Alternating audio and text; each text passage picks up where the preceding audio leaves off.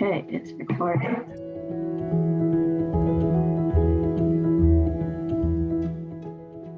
As a kid, or even now, what did you or do you define as creativity? What do you define as creativity? What would you define creativity as? What do you define as creativity? For me, creativity is like, at its simplest, is just like imagination in general. So I think everyone pretty much has creativity innately, and I don't think that it necessarily has to be like a tangible product that, society makes it out to be. I think creativity is kind of just having the courage to put yourself out there and just to put your personality and your imagination into what you do, whether it's like what your specific creative passion is or just mundane everyday things that you do. Just kind of expressing yourself and doing more than is required, I guess. It's the ability to take an idea and make it real and turn it into something bigger than yourself. I think I really view creativity as a sort of freedom, and exploration for me at least, just not being confined to one thing or a certain set of ideas, because I really view creativity, I really appreciate creativity in thoughts and ideas. So when would you say that you became aware of the concept of your own creativity?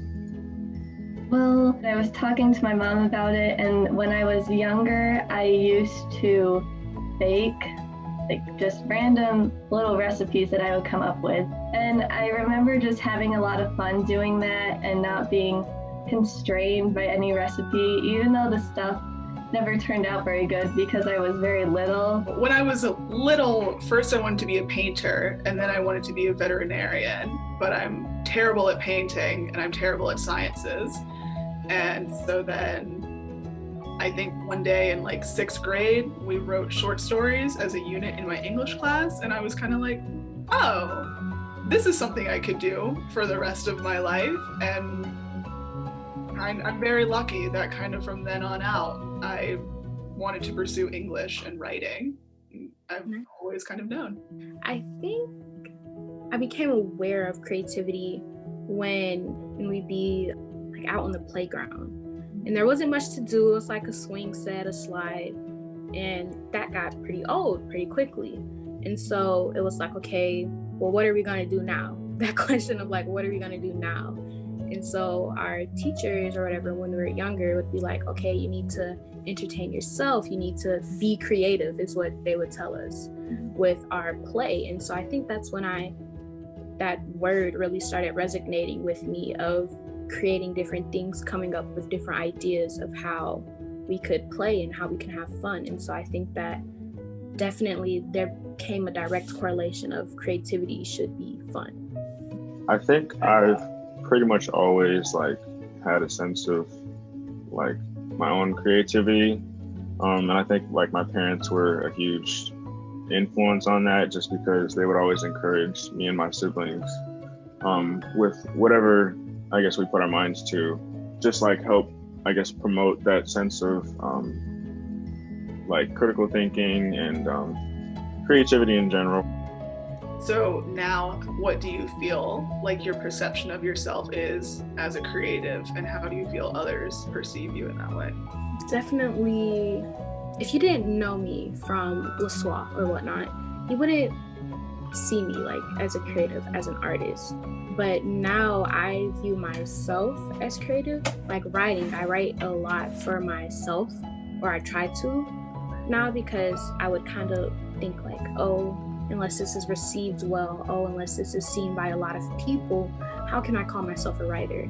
Don't neglect what you care about. Really in high school, I guess, is like when things started to like pick up, and I was like, more conscious of how people viewed me. But still, even then, I don't really think I necessarily cared too much about what people think of me. I feel like I first started to become aware of my perception of self when I was around in 7th grade. I became very self-conscious about myself because I was becoming aware of who I was, and I felt like I was kind of different than other people at my school. But I feel like I read like different books that really helped me feel less alone in that feeling, like The Outsiders and like Perks of Being a Wallflower, Catcher in the Rye. And those just made me feel like the feelings I was feeling were normal. And then as I've grown older, I've learned more about who I am. And so there's less confusion about that, which has made me feel more comfortable about who I am and care less about what people think of me, because I am more okay with the person I am. So if they don't agree with that or don't like that, it doesn't bother me as much. I definitely, in the last few years, have come to just know myself as a storyteller. Not even creative writing in the sense of writing fiction and authoring things, even in the sense of poetry in the last couple of years. I feel like I've stepped into this role of, I know that I am a poet, and I know that I am a storyteller, and I know that these are skills that I have that very much define me and the way that I think and the way that I view the world. What was a habit or creative activity you performed as a child that you see like has carried over into your adult life? When I was younger, like in elementary and middle school, I would go over to my grandma's house on days during summer break, and she taught me how to paint because she is a really great painter, and it was just a lot of fun. She would paint all these nature scenes, and that's what I like too, because I was always really interested in nature and plants and animals and stuff. And today I still really love to paint. You know, I'm leading painting club with Jacqueline, and since I'm majoring in ecology now, like I have that interest in nature still, but being able to paint still allows me to express like my love for nature, and just reminds me of how beautiful the world is and my desire to help to protect it. I remember there was like this one book, I forget what it was called, but it was like a book of 3 cats, I think. And it was just like a story about their life that my mom always used to read me. And the pictures like had like, they were textured, so they were like fuzzy. And so I could like feel them. And my mom always said that like every single time she read it to me, I would never let like a page flip unless I touched the fur. And so I guess that was like just something that I always really thought was important, just like the experience of like whatever medium like that creativity takes, I guess. So that's like one instance that I can remember off the top of my head. And I think that's really like influenced me in just my creative passion today, which is mostly film, and just creating beautiful experiences for other people to enjoy. When I was little, I used to take American Girl doll catalogs, and they would always have pages where the dolls were set up in like certain scenes. And when I was little, I used to reorganize those pages to make like a storyboard, and then I would just talk through it to myself. I'd be like, okay, here she's in the woods, and here she finds her friend with a horse or whatever was in the catalog. And I still, obviously now as a creative writing major, see myself doing that, taking images or scenes and ordering them around to create, you know, a cohesive narrative. And I also talked about my parents reading to us all the time. I know that that was a huge part in why I became a writer and a storyteller, because I would just eat up books.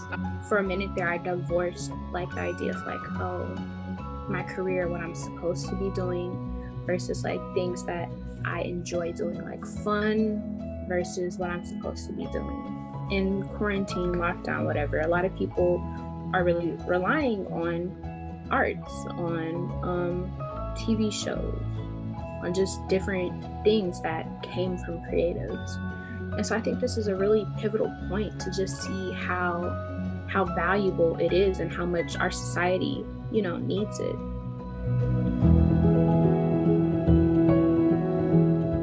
This is a moment where we can step back and see how truly valuable it is, and start like giving that value and start encouraging kids to pursue what they want.